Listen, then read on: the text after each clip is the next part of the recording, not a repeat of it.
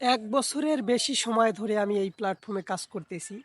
২০২৩ সালের শেষের দিকে আমি আসলে কাজ শুরু করি। তখন আমি ঢাকায় থাকি। তখন আসলে বরিশালের আঞ্চলিক ভাষায় রোস্টিং ভিডিওগুলো তৈরি করতাম।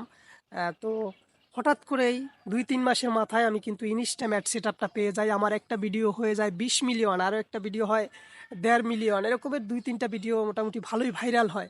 তখন আমি আরও উৎসাহ পাই, অনেকের সাপোর্ট পাই। এজন্য ভিডিওগুলো নিয়মিত তৈরি করি। হঠাৎ করে আমার একটা ভিডিও যখন ২০ মিলিয়ন হয়ে যায়, ওই ভিডিও থেকে প্রায় $১০০ কাছাকাছি আমি ইনকাম করি। তো হঠাৎ করে যাকে নিয়ে রোস্ট করেছি, তো ওই লোকটা হয়তো ভিডিওটায় একটা রিপোর্ট মেরেছে, এজন্য ইস্যু চলে আসে। তো তখন আমি বাধ্য হই ভিডিওটা ডিলিট করে দিতে। আসলে তখন একটু মনটা ভেঙে যায়। তারপর কিছুদিন পর আরও একটা মিলিয়ন হয়। এরকমের করে আমি যখন ৩ টা ভিডিওতে ইস্যু খাই, তখন আমি বাধ্য হয়ে অন্যকে রোস্ট করা এবং অন্যের ভিডিও ক্লিপ ব্যবহার করা বাদ দিয়ে দেই।